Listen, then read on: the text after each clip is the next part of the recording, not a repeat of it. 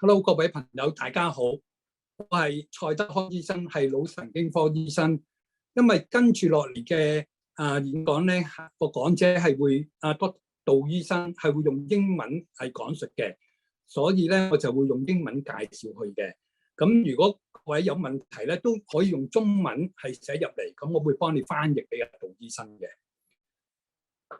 Ladies and gentlemen, it's my pleasure and my honor to chair this session and to introduce the speaker of the talk, Dr. Benedict Tao. Dr. Tao is currently the consultant neurosurgeon at the Department of Neurosurgery, Queen Mary Hospital. He is also the honorary clinical associate professor of the University of Hong Kong.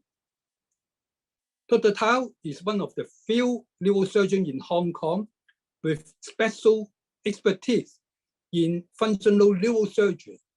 Functional neurosurgery means a surgical procedure for the brain and the nervous system to improve the function of the brain, to reduce the symptoms, and hence to improve the quality of life of the patients. Besides doing deep brain stimulation and other surgical procedures for Parkinson's disease, Dr. Tao is also doing epilepsy surgery, surgical procedure for pain management, and also for spasticity. Dr. Tao has received overseas training, a special fellowship training overseas for deep brain stimulation, epilepsy surgery in Montreal University and also in University of California, Los Angeles, and also Oregon in United States. So without further ado, may I call upon Dr. Tao to deliver his lecture. And the title of his talk is Recent Advances in Surgical Options to Treat Parkinson's Disease. Dr. Tao, please. Good afternoon, ladies and gentlemen. Today I'm going to talk to you about recent advances in the surgical treatments for Parkinson's disease. So in this talk, I'll be talking, first of all, we need to, I think for most of us before the recent advances, we need to recap or again discuss the basic principles and what is deep brain stimulation for Parkinson's disease. And then I'm going to talk a little bit about the surgical approach, what is new, and also recent advances in the DBS technology. And in the end, I'm going to talk a little bit about the MRI guided focus ultrasound, which is one of the hot topics nowadays for functional neurosurgery and movement disorder, and also stem cells research in the end.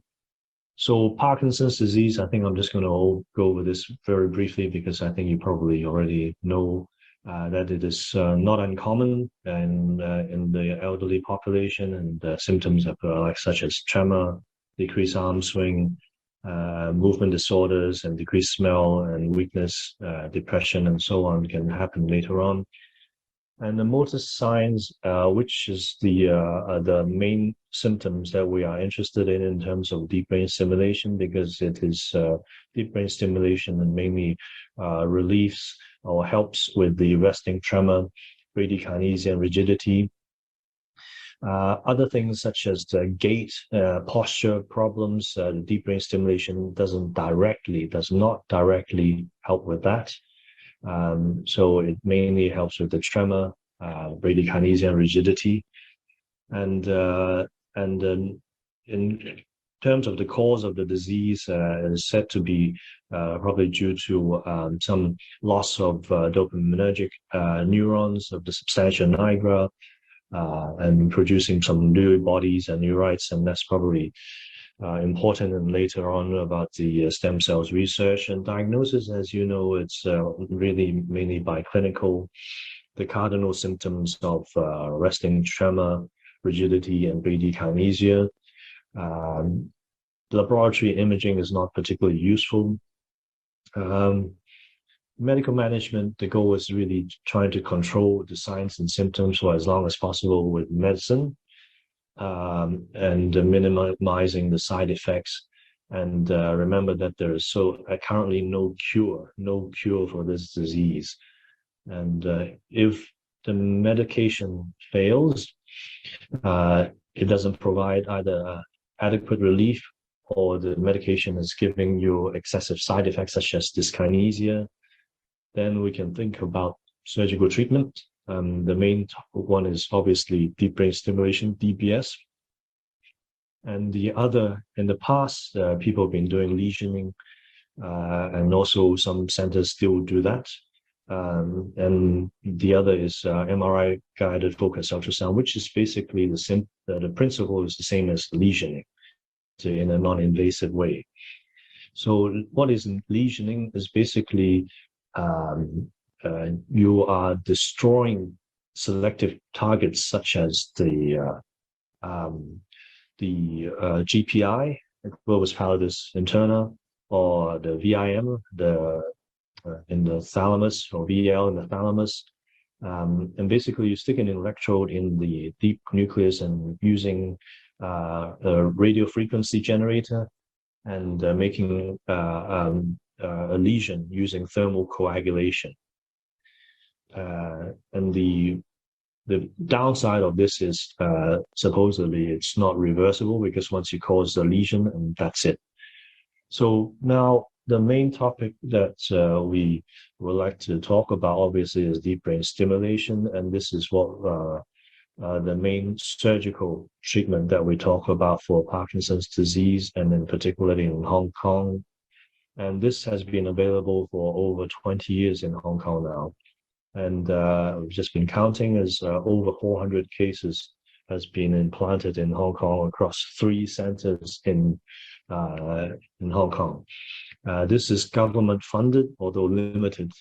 We are talking about maybe, unfortunately, only able to do about 10 cases in each center a year, 10 new cases or so. So what is deep brain stimulation? It is the stereotactic placement of electrodes deep into the brain nucleus. It is a form of neuromodulation, which means that it alters the pathway of the brain circuitry. The good thing is it's switched on and off, so it's supposedly reversible and adjustable. You can adjust the voltage and the stimulation frequency, and the exact mechanism is unfortunately unknown. Only that it causes using the high frequency stimulation can cause some kind of jamming of the signal outflow, and therefore disrupting the pathological network activity.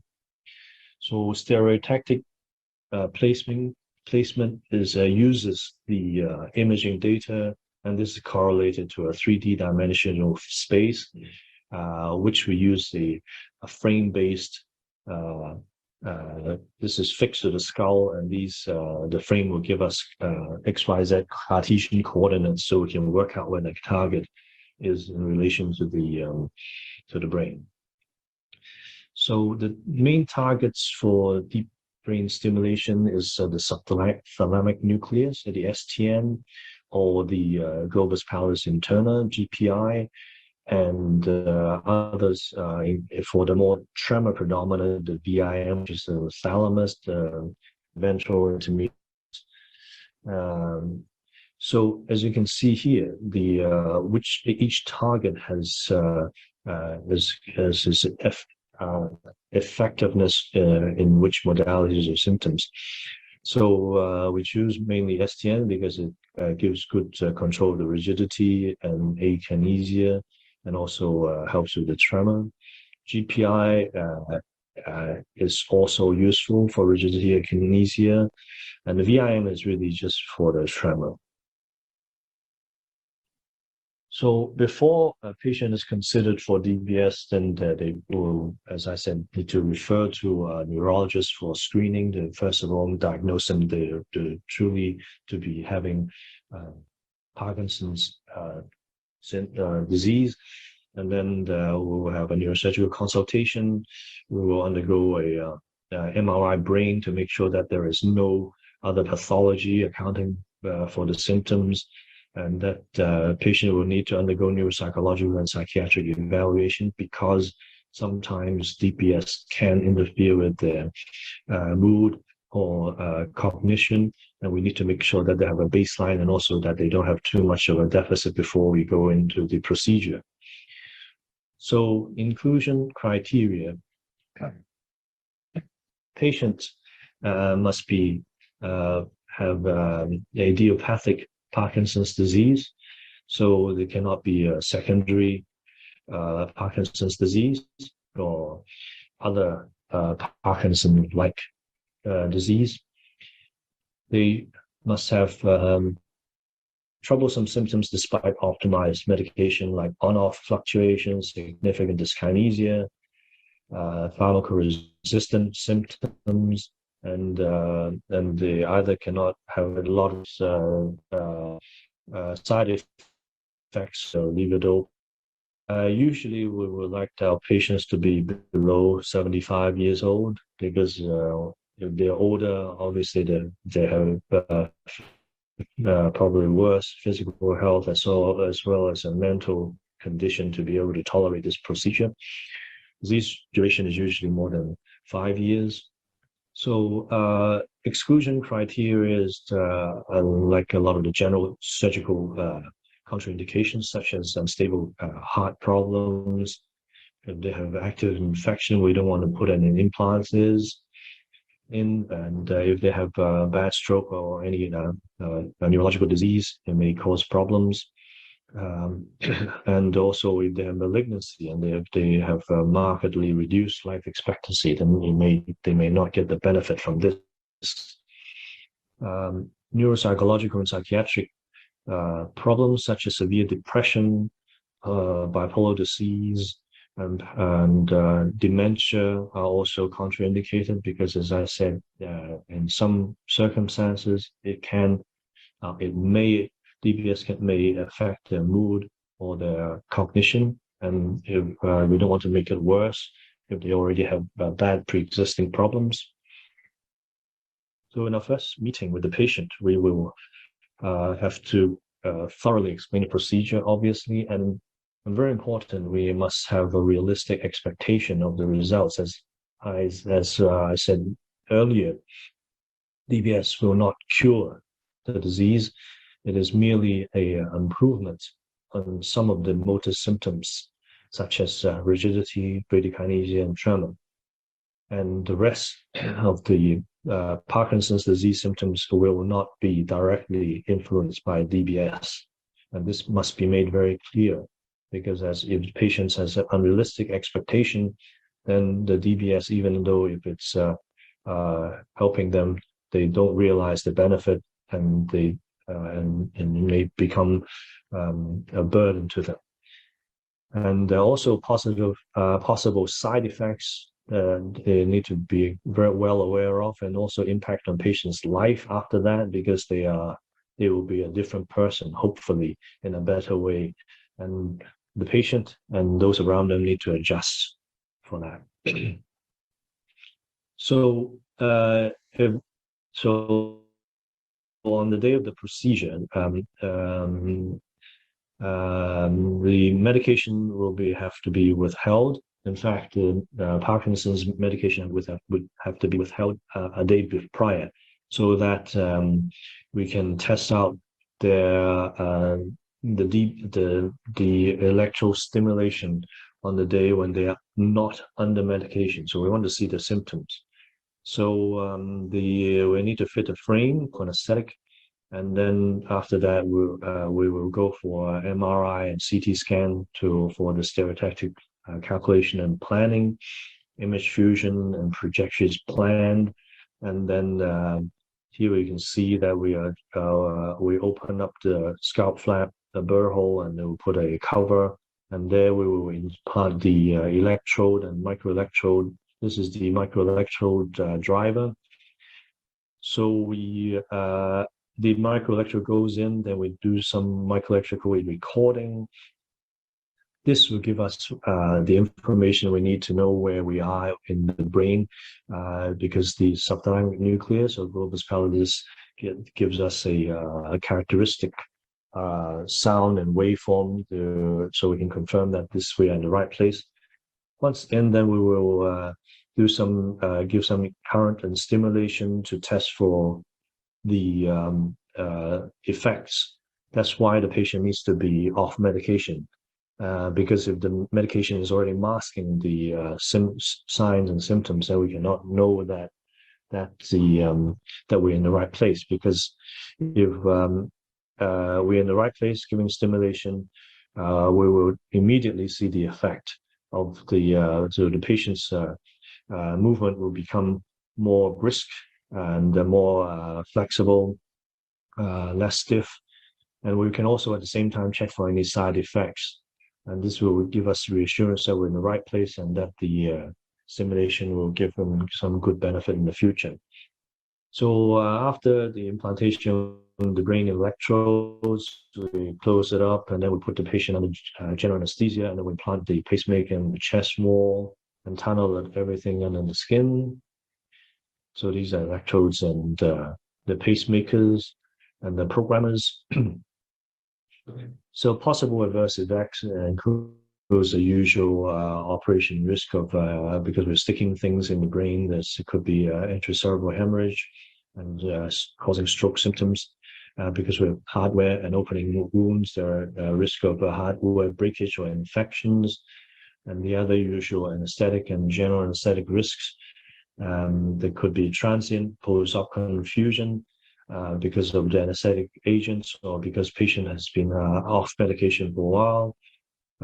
In terms of the side effects from specifically from the deep brain stimulation, some patients may have a worsening of the speech. Some patients may have disinhibition or depression, adjustment disorder, or worsening memory and cognition. The benefits. So basically, deep brain stimulation is trying to mimic the effect of dopamine. So therefore, hopefully we can decrease the medication and its side effects, such as the dyskinesia. We're trying to extend the amount of on time. And we're trying to, and as we said again, it mainly improves symptoms such as resting tremor, bradykinesia, rigidity. And by doing that, hopefully we'll improve the overall activities of daily living and quality of life. The deep brain stimulation costs a bit. It's around $230,000 per unit nowadays. And obviously, another disadvantage is that it is an operation, so it carries the usual operation risks. It has hardware, and there's risk of infection, hardware erosion through the skin, that every now and again we see 1 or 2 cases. And because it has a battery and the pacemaker, that needs to be changed in a few years' time. So now that we have some understanding of what deep brain stimulation is, now we'll talk about recent advances. So there are advances in surgical approach, and robots are now being employed for neurosurgery, and the robotic stereotactic positioning system basically is where the robot is connected to the planning system, and this will help us in the accuracy and precision of lead targeting. And studies have found that instead of using manual adjusting of the frame, using a robotic stereotactic position where the robot guides you to where you are going to drill and place your electrodes, this decreases the targeting error and also reduces the operative time overall. At the same time, this will also decrease and the durotomy time, the time the dura is open, CSF loss, and brain shift. Because if you open the dura, there will be CSF loss and there will be brain shift, meaning that the brain will move because there's fluid loss and there will be inaccuracies. So here is an example of a robotic arm.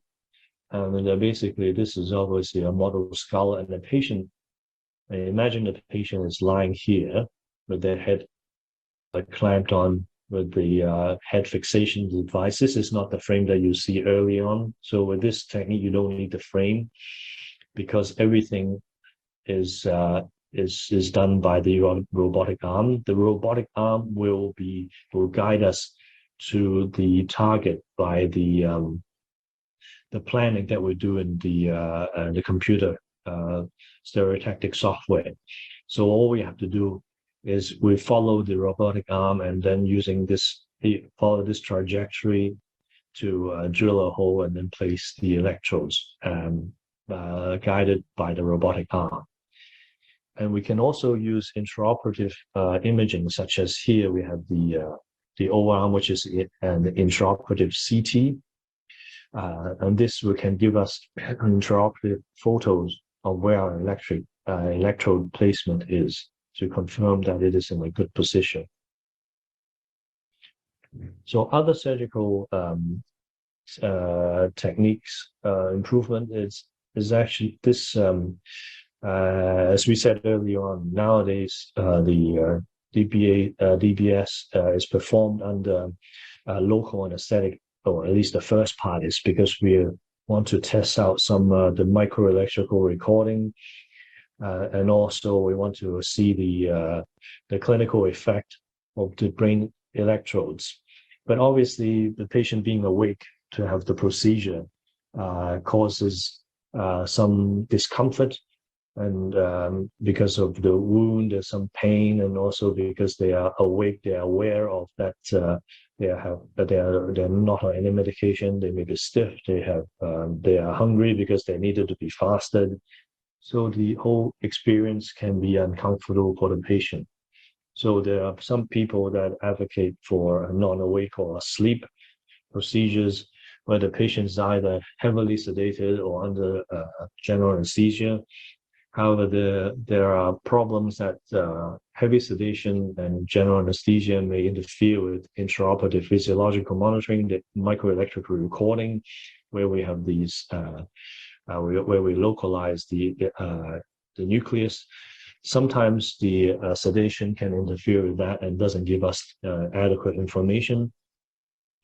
And also because the patient is asleep, then we cannot test the patient's clinical effects when we are when we're hitting the target. However, some studies have shown that they can do away with the patient being awake, and yet with similar outcome comparing awake and asleep DBS.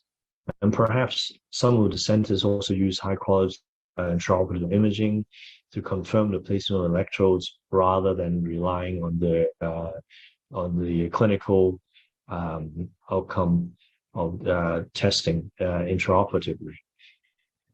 So there are so maybe this is the future, one of the futures, that if we can do DBS in the sleep patients, then this may be more comfortable for the patients. But however, we still need to have a lot of factors and techniques to overcome at the moment to be able to do that regularly. Some centers are doing that, but many are still relying on the awake procedures.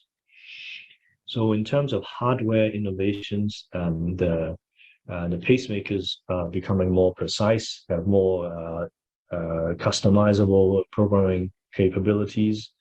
There are multiple independent current control where each separate contact can have a separate current source, and now they are more becoming current driven instead of the usual voltage driven, where the patient's impedance is no longer a problem.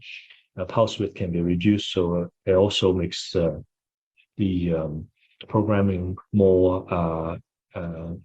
precise. So the conventional lead or the omnidirectional lead has its issues. These are the conventional leads where the contacts, as you can see here, there are 4 here, and these are a full ring, and it gives off like a donut-shaped stimulation field, and it is very uniform. So it's not very adjustable if it's a very precise complex anatomy needs to be tackled, and if you hit a side effect, you cannot. There is no micro adjustment you can do in terms of the stimulation effects. And then if they have either progressive or disease, or the benefit is not that good, then you want to make some micro adjustments, you can't. So what we're talking about is the conventional lead, the omnidirectional. What we're used to is the 4 uniform concentric circles, like this. So in the past, all the contacts are like this. So we have 1, 2, 3, 4, or here 1, 2, 3, 4 contacts.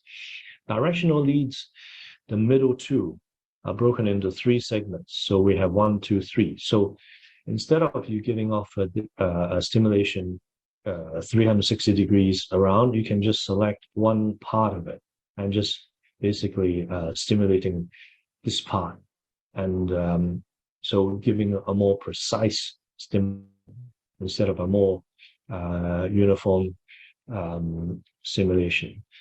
So studies have shown that this is advantageous. So this is a diagram showing that this is the conventional electrode, where the you can see this is the STN and the atlas. Say this is the electrode, this is the electrode, this is the stimulation area. This is conventional electrode, showing that it's uniform, and as you can see, this is the internal capsule. Part of the stimulation may be falling into the internal capsule, and this many dots is a very 32 contact experimental directional electrode. So I don't think it's actually been used yet, but this is just demonstrating that for uniform, a stimulation, you get some landing on the internal capsule. But if we just turn on this side and then we switch off that side, then we can conform the stimulation and landing all the stimulation into the subthalamic nucleus and avoiding stimulation in the internal capsule and avoiding side effects. So similarly, we can do that if we just turn on this contacts and not the other contacts to shape the field of the stimulation. So other studies, the progress studies also demonstrating superior therapeutic window using directional lead as opposed to conventional leads, and also the clinician and subjects also prefer the directional leads because it can have a more tailor-made kind of stimulation. So in terms of software innovations, so there are software that enable image-guided implantation. There are in the horizon adaptive programming, closed-loop stimulation. We can also do consultation about telemedicine and also control the pacemaker via the internet. And then patients can also use their own iPhone as a controller device instead of carrying another separate controller device in some companies. So image-guided programming. So a visualization tool has been developed by a company that can use patients' image to reconstruct a specific 3D anatomy of the target nucleus in relation to leads and contacts. Thereby, you can picture better for the target and the electrode for better planning for surgery and also post-op programming. You can also make a simulation of the anatomical effect of stimulation. So This is an example of the MRI brain for the patient, and then computer software can create the image of the target, the 3D image of the target. This actually can rotate, but this is obviously a 2D image. These are the electrodes. They can see where the electrodes going through the target here. So you can better picture where the lead and contact is in relation to the target, and for better programming. Telemedicine, nowadays this is another hot topic,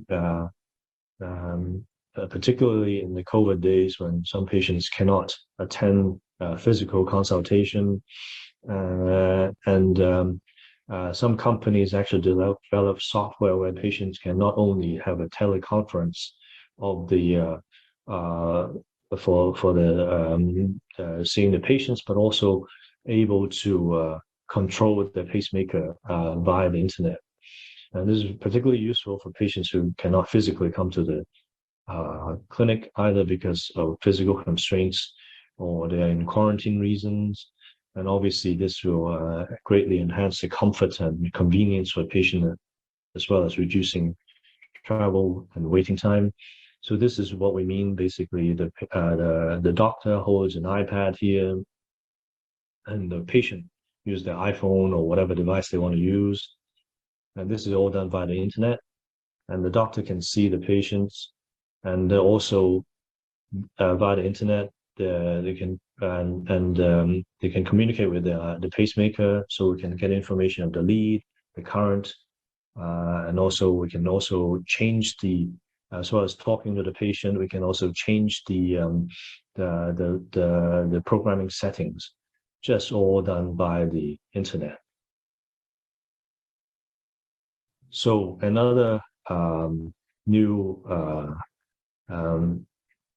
technique is adaptive brain stimulation. So up to now, we are programming deep brain stimulation just by talking to the patient, getting the history, and then we are just directly programming the stimulation parameters according to our history and physical taking. But there is adaptive DBS is basically we want to also use some objective measures of the patient's symptoms and signs to better program our DBS. So, for instance, we can either monitor the patient's brainwave, which may reflect their state, and wearable sensors like how much they're shaking, how rigid they are, and these can all give us information about patient state, and we may be able to better program the DBS with these added information. So this is a study, then they found that, and what the literature are reporting to us about different modalities of these input and how they correlate with the tremor, bradykinesia, the symptoms of the patients. So this LFP, subcortical recordings, and ECOG recordings, so basically sticking electrodes in the brain, and they can give a quite good correlation with bradykinesia, rigidity, and also tremor, and also and you can see here the wearables like the accelerometer, the gyroscope, like you have in the mobile phone or the wrist wearables. They can give you obviously correlation with tremor, and these may help with the giving us feedback about patient states. So so much so that nowadays companies have developed these electrodes that we're already putting in the brain for stimulation, to be able to record things such as LFP, the local field potential, and this can correlate with the patient's state, and by having an objective reading of the brain, this will better help us guide the programming. And in the future, hopefully this can become a closed loop system or programming whereby the deep brain electrode can sense the local field potential, and this will give a reflection on the patient's state, and this thereby will automatically adjust the stimulation pattern according to the LFP. And this is a closed loop system because the stimulation lead also acts as a receiving lead of the local field potential, and they can adjust the stimulation according by itself automatically instead of us having to do it just via history and physical examination, which is more indirect. So the MRI guided focused ultrasound is another very hot topic nowadays for movement disorders, and this has been FDA approved for treatment of essential tremor, and obviously the interest has been shown for treatment for Parkinson's disease as well. But so far, there are papers, many research that are looking for which target is suitable for the using this modality of treatment to treat Parkinson's. As you can see, many studies are ongoing. The VIM intermediate ventral intermediate nucleus for the thalamus, the usual suspect for essential tremor, is being looked at, and the subthalamic nucleus, globus pallidus nucleus, for obvious reasons, because these are the target that we're targeting for DBS and lesioning. And the pallidothalamic tract has always also been useful. As you can see, there are many studies that are ongoing, but they're still underway at the moment. So this is a example of MRI focused ultrasound. As you can see, the patient is laying on the couch. This is obviously the MRI. Patient's head is fixed in a frame, and this is the ultrasound delivering machine. And the patient will go inside of this, and this will happen all within the MRI suite. As you can see, the patient does not need to undergo any general anesthesia. There's no cuts, no holes, no surgery involved, just putting in a frame. And this is non-invasive because it's all done under ultrasound. This diagram just depicting the targets in the brain. So the GPI, the subthalamic nucleus, this is the thalamus, the VIM is within there. And the pallidothalamic tract is here. And so these are the MRIs, which shows that the lesion is created like so here by the focused ultrasound. And there'll be some changes in the lesion over the time. So this is a paper particularly looking at the pallidotomy using a focused ultrasound for Parkinson's disease. And this is to look at whether unilateral pallidotomy with the ultrasound could be safe, and does it improve the dyskinesia rating scale. They looked at 20 patients who are DOPA responsive patients with asymmetric motor symptoms, motor fluctuations, and they observed for 1 year. And they found that about 60% improved in the dyskinesia scale at 3 months. And then at 12 months, there's still about 43% of significant improvement. UPDRS Part 3 also significantly improved by about 44 and 45% in 3 months and 12 months. There are some mild transient side effects such as visual field deficit, dysarthria, cognitive disturbance, fine motor deficits, facial weakness, headache, nausea, vomiting. So far, the preliminary results are rather promising.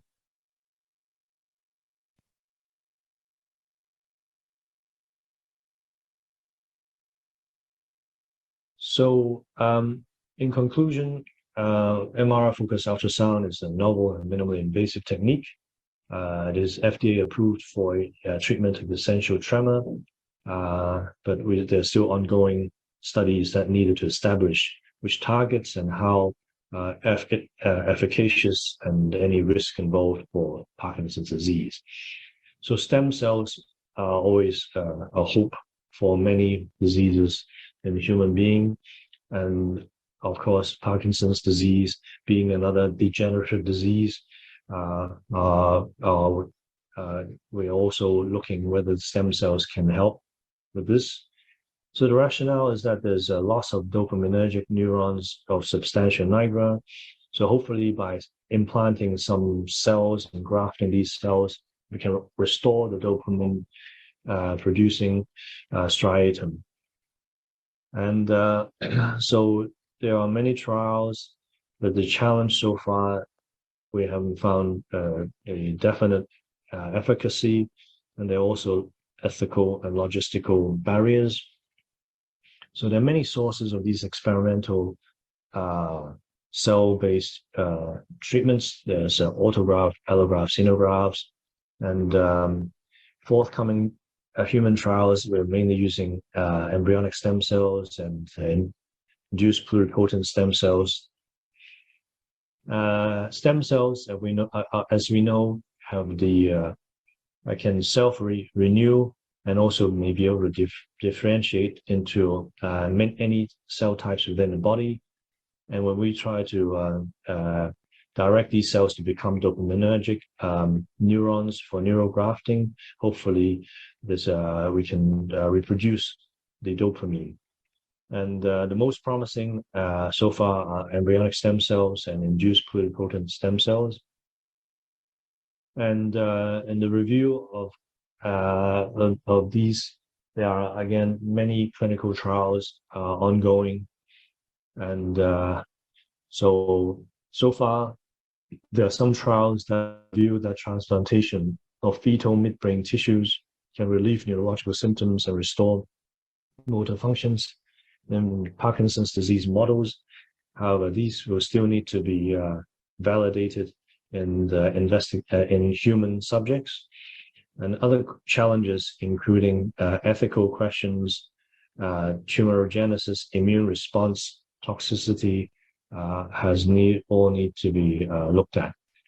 So in conclusion for today's talk, we have talked about deep brain stimulation, and it is an effective treatment for some patients with Parkinson's disease who has motor fluctuations and dyskinesia, and who is levodopa sensitive.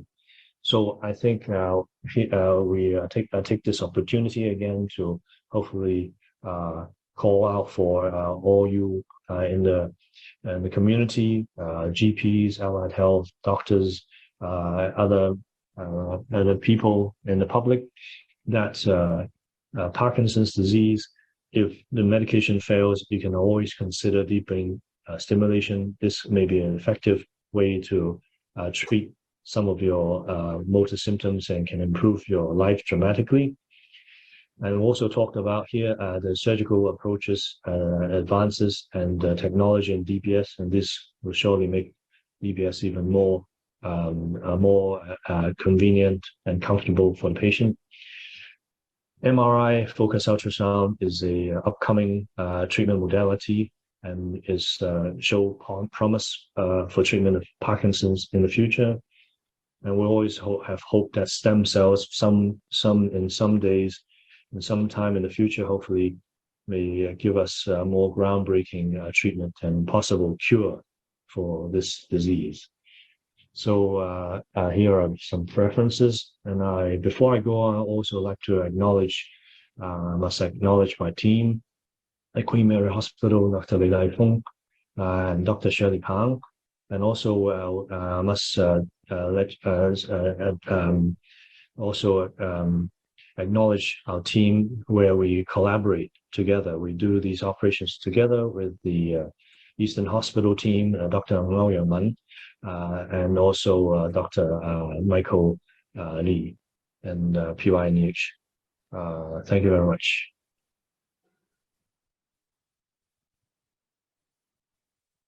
Thank you very much, Dr. Tao, for giving us a very excellent lecture on the overview of the surgical treatment, and also ensure us that there's a lot of advances in doing DBS, which is more safe and more comfortable for the patients, and hopefully also a better outcomes. So we have time to answer a couple of questions. I received 2 questions from the audience. One is these attendees would like to ask. You have mentioned that there's 2 ways of anesthesia, including awake and non-awake in doing DBS. And actually, probably you have explained that it's not that simple to do non-awake DBS. But these attendees would like to know, do the patient allowed to choose? Thank you, Dr. Choi. Should 我哋都可以講廣東話，is that better？ 定係講返英文冇乜所謂。Yeah, it's better. OK。講廣東話係咪？好啦，可以講唔好意思係咯，係啦，咁係咯，個 presentation 講咗英文，不過唔緊要，我哋講廣東話都得。多謝呢個問題係咯。咁其實就我頭先嗰個喺個 talk 嗰度都帶過話，其實就都有asleep 或者 non-awake 嘅 DBS 嘅。咁其實我哋都做過嘅。咁所以即係有啲病人咧。因為可能真係佢哋好有啲幽閉恐懼症啊 claustrophobia 啊，好驚啊，因為都有啲辛苦啊，冇藥食啊，同埋有啲痛啊，咁都某啲原因咧，佢哋都係受唔到即係 awake 嘅，咁我哋都會做GA 嘅，咁其實 GA 都可以度到個啲 micro electrical recording 啊，可以度到啲嘢，不過我哋就習慣咗，如果有埋個 clinical monitoring 咧，就好似比較即場見到有個反應就會安心啲咁樣。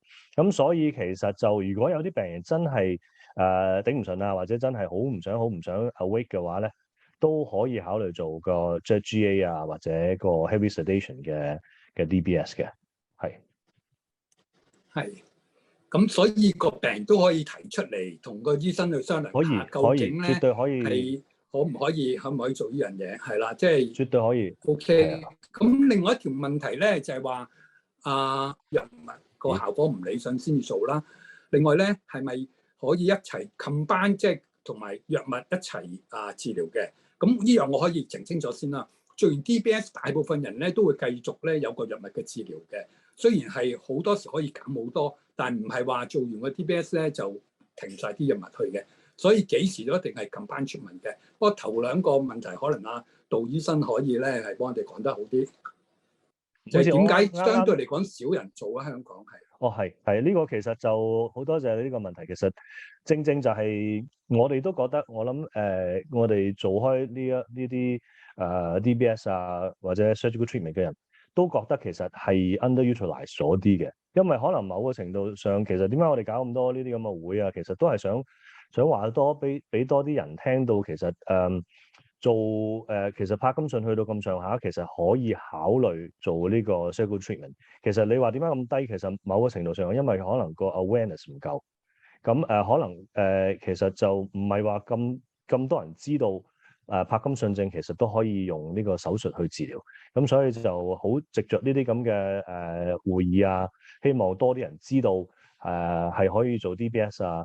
咁可以多啲人refer 過嚟，希望會提高呢個rate 咯。咁其實係有咁嘅 demand 喺度嘅，但係就可能有好多，就算即係可能有啲 GP 都未必知，甚至有啲 neurologist 都未必知道帕金遜症係可以做手術嘅，所以係呢個好緊要，係可能要宣傳多啲，咁可以再多啲病人可以接受到呢樣服務。咁會唔會考慮早啲做呢個，即係你話宣傳推廣，等啲人認識多啲啦？咁會唔會係啲即係比較早期嘅時候都考慮做個手術咧？咁其實就需要都係要等到個病人都係藥物行先嘅。咁可能我哋一般嚟講係過咗大概10年左右，咁就等到啲藥物，或者其實首先個藥物嘅效用開始冇效啊，或者有多啲 on-off fluctuation 啊 dyskinesia， 咁就可以考慮做手術咯。可以早啲嘅，咁就係都係要試咗藥物先。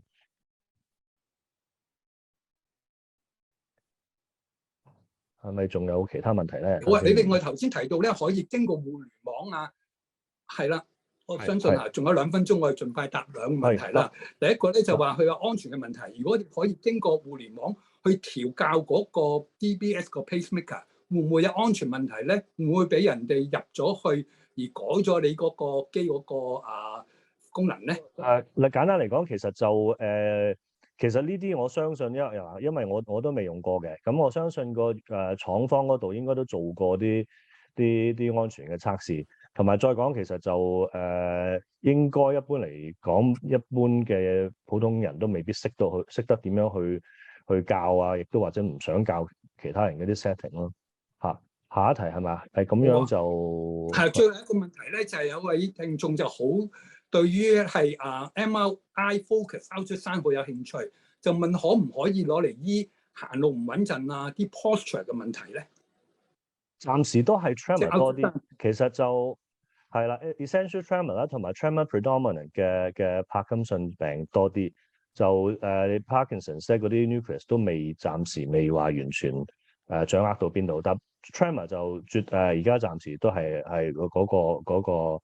嗰個target， 同埋個 success rate 係咪下一題係咪？我可唔可以睇咯答埋？咁 success rate 大概其實如果適當嘅病人咧，如果我哋即係經過 screening 之後咧，差唔多有8-9成嘅人都有 benefit 嘅。但係最緊記住係一個 cure， 係一個 improvement， 而嗰啲 symptoms 就唔係一個 cure， 但係有一個大嘅進步。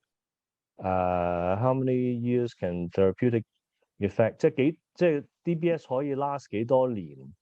大概其實我哋始終個病都會退化嘅，咁但係大部分人咧裝咗機之後，可能10至20年都可以繼續有 benefit。咁當然嗰個好處效用就越嚟越差，因為個病越嚟越差。